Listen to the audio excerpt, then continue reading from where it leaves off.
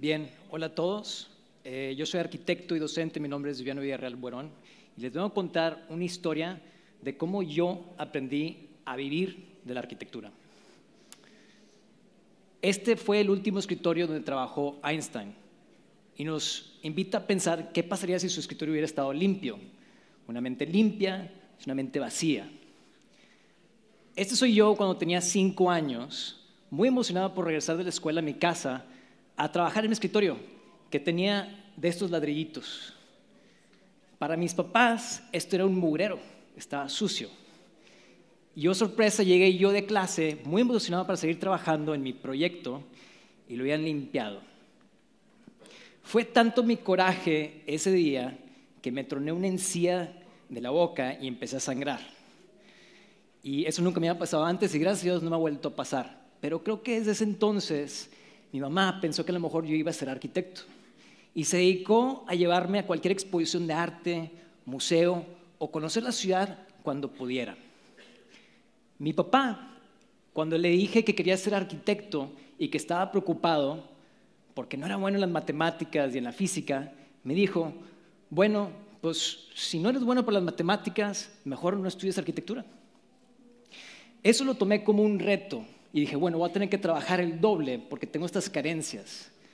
Años después, ya que me había graduado y que estaba trabajando como arquitecto, me sacó unos planos de 1960 y me dijo, me reveló que él había querido estudiar arquitectura y estudió un semestre y por temas económicos se tuvo que cambiar de universidad y de carrera.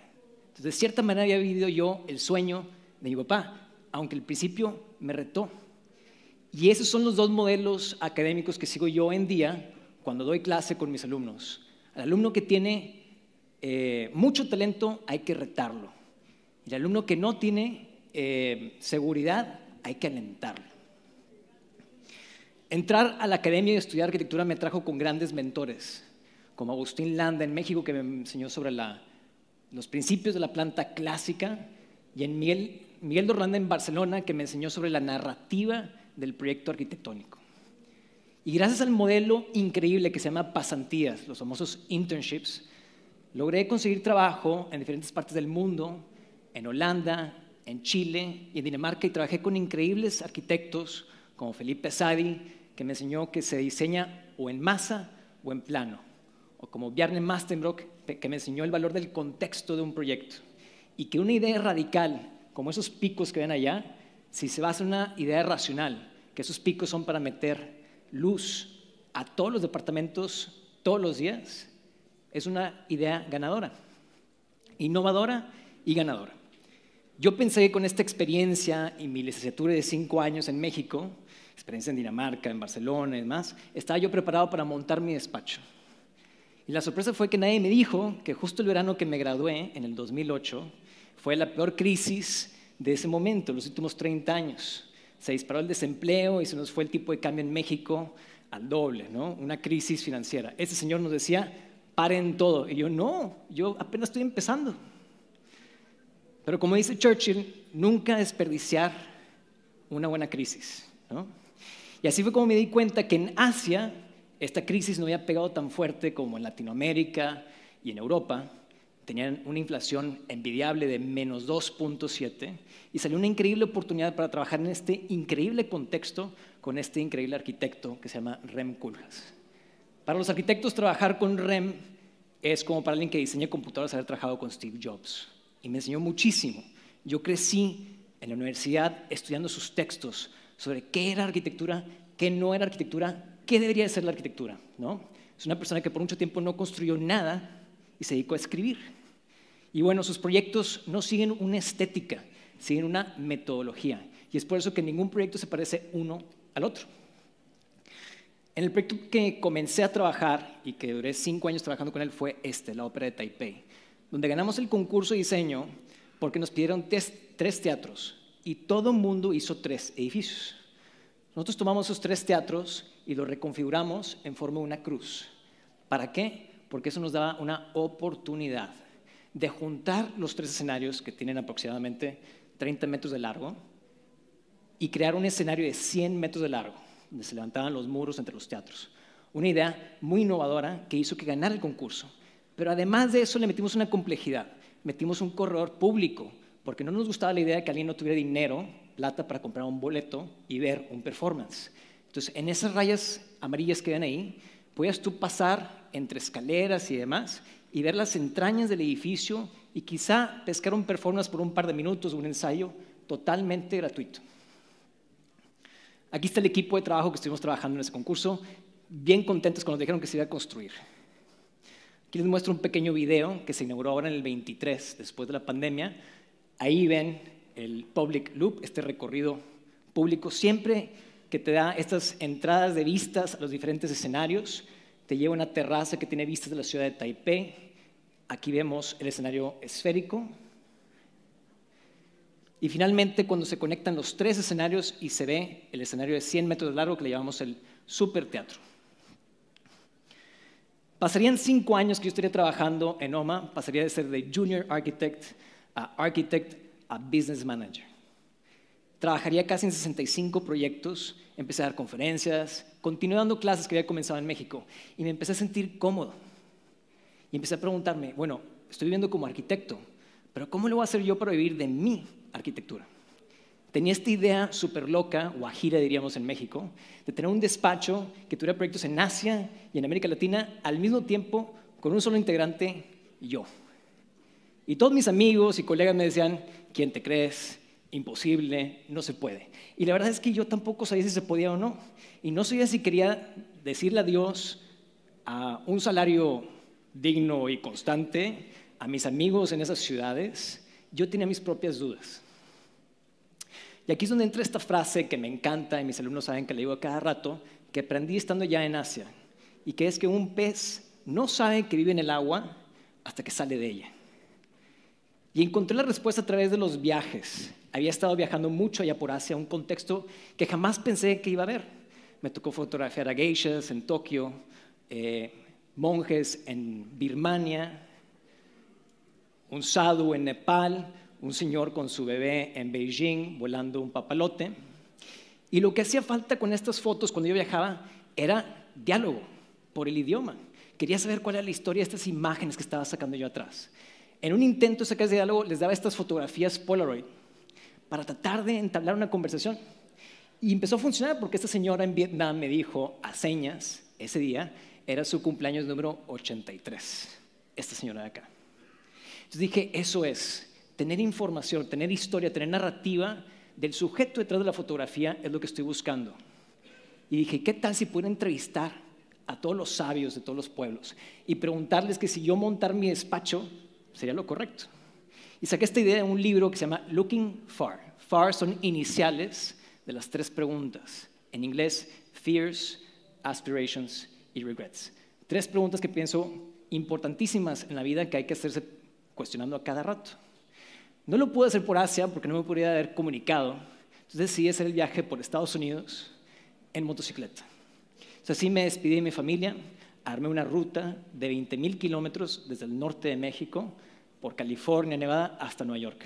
Y a cada persona que me topaba, los fotografiaba y los entrevistaba. Entonces, por ejemplo, las botargas en Manhattan, al personaje y la persona que estaba adentro, a una pareja en Nashville que estaba muy preocupada por su relación, por las diferencias de edades, a Daniel en Las Vegas que me decía que quería ser patinadora olímpica de grande, esa era su aspiración, y a Wilton Neck, un marino que cuando le pregunté enfrente de sus amigos que cuál era su miedo, sus amigos se rieron y dijeron, ¿qué no ves que él es marino? Los marinos no tienen miedo. Y me volteó a ver en 2 segundos, fijo los ojos y me dijo, le tengo miedo a la incertidumbre. Y dije, wow. Les comparto 2 entrevistas que para mí son particularmente interesantes, importantes. Este es el famoso muro fronterizo entre México y Estados Unidos, entre Tijuana y San Diego de California. Y uno pensaría, ¿por qué llega el agua? Y pues nado y lo paso. Pero aquí está este rótulo para decirnos con todo y su falta de ortografía que no debieras de hacer eso. Y ahí ese día, 2 mexicanos, uno de un lado y otro del otro lado, entrevisté a don Raimundo. Don Raimundo es un carpintero en Tijuana. Y me dijo, ¿miedo? ¿Cuál miedo? No, no tengo ningún miedo. Y que no se arrepentía de ninguna de sus decisiones en su vida y que su aspiración era ser mejor carpintero. Y dije, wow, yo quiero ser lo mismo, pero arquitecto. El viaje fue largo, 20,000 kilómetros. Me tocó pasar de -5 a 40 grados en toda esa transición de Estados Unidos. Y en este tramo del desierto entre Utah y Arizona, me topé a este señor, Steve Fugate. Y nada en la vida me preparó para lo que me contó él. Steve Fugate así camina. Cuando yo lo conocí, había caminado 33,000 kilómetros. Esto fue en el 2013. Camina con este carrito, con un termo gigantesco de agua, con su mochila, y este rótulo arriba que dice Love Life. Me paré en la moto, me regresé como 200 metros después de que me pasé, y dije, ¿qué estás haciendo aquí? En este tramo del desierto hay rótulos que dice, siguiente gasolinera, 250 kilómetros. Mi moto no llegaba, me tenía que siempre regresar a echar más gasolina. Y este señor estaba caminando. Entonces me contó su historia. Steve Fugate camina porque cuando él estaba haciendo un trekking, le hablaron a la montaña para decirle que su hijo había fallecido por suicidio. Y entonces se dedica ahora a caminar con este rótulo a decirle a la gente que tienen que amar su vida. Ahí, en esa carretera en el desierto, me tomó el brazo y me dijo, Viviano, dijo mi nombre bien, que casi nunca le dice bien la gente. Me dijo, Viviano, tienes que amar la vida tanto que te enamoras con cada respiro. Fue un momento trascendental en mi vida. ¿Cómo me puedo quejar de lo que sea después de escuchar a este señor? Yo llegaría a Nueva York, descansaría una semana, volaría a Hong Kong, seguiría trabajando en la oficina, empecé a editar el libro y Steve Fugate seguía caminando en Arizona. Hasta la fecha, sigue caminando. Hice como 80 entrevistas y conocí a mucha gente y encontré que las respuestas rondaban siempre alrededor de cosas del amor, cosas inconclusas y la añoranza de viajar. Y entonces me regresé a la idea de montar el despacho y dije, claro, estos no son problemas, estos son oportunidades. Y así fue como empecé a ver las cosas. Entonces, cuando me cayó mi primer proyecto en Hong Kong, estaba pensando en eso. Y cuando me presentan este local en un tercer piso de la calle Cameron, me piden que haga un showroom ahí para un sastre de la India, me topo que hay una columna gigantesca en el centro de mi local, arruinándola. Dije, no, esto no es un problema. Este es el personaje principal del proyecto. Y entonces convertimos de ese problema a esta oportunidad. Organiza todo el proyecto. Era la imagen instagramiable del proyecto para el cliente. Y así empezaría la oficina, viajando ese primer año casi 150,000 kilómetros entre Asia y Latinoamérica. Y a mis clientes allá les decía, no se preocupen, yo aquí estoy todo el tiempo. Mis clientes en México les decían, no se preocupen, yo aquí estoy todo el tiempo. Y yo me la pasaba yendo y viniendo. En mi oficina era el taxi, el tren, el ferry, el avión. Cuando pusieron Wi-Fi en los aviones era la cosa más increíble para mí, ¿no? Si uno viaja lo suficiente ve cosas buenas y malas. Y en México me tocó presenciar esto.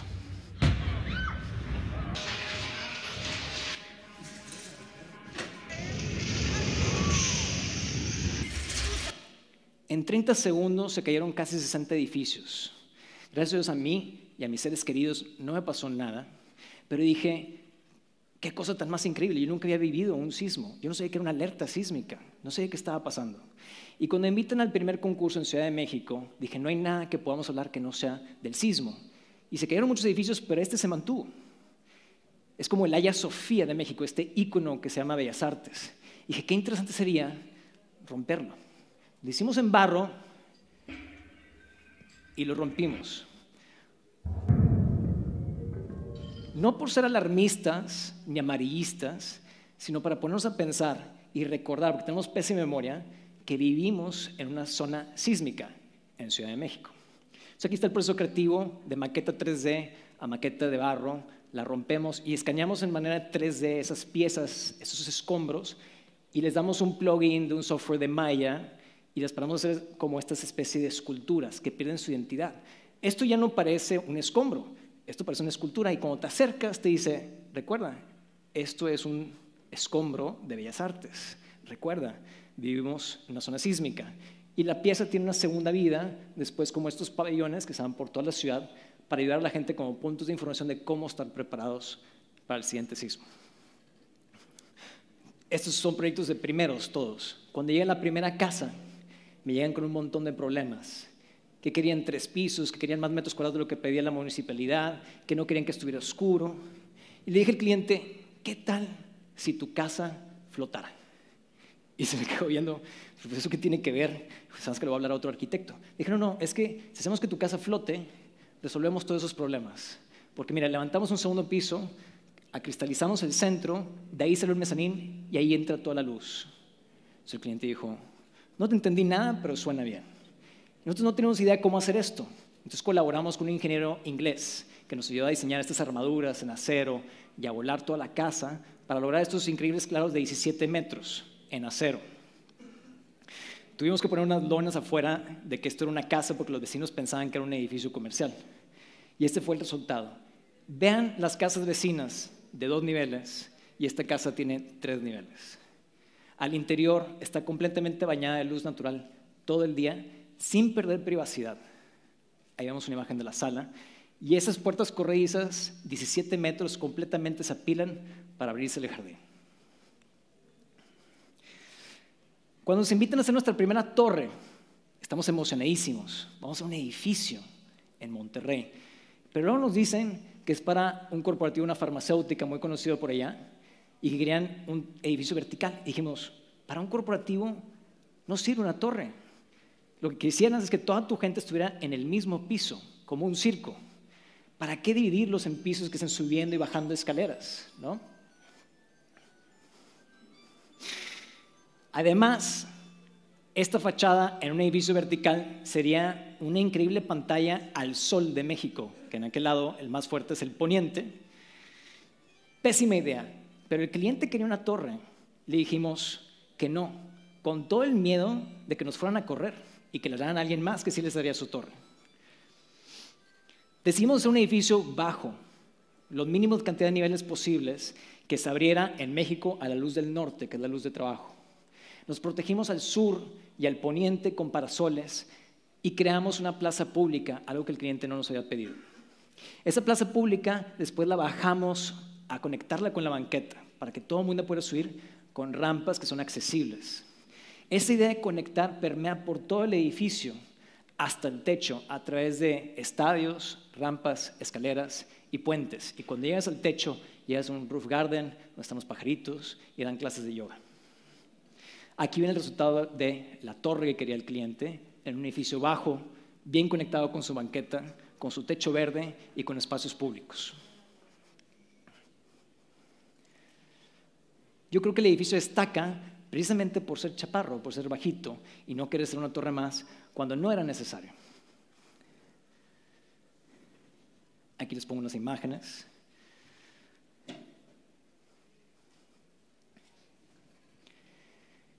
Y bien, si pudiera concluir y dejarlos con 4 pensamientos que pueden ser como consejos de experiencias que yo tuve, son: encuentren oportunidades de los problemas.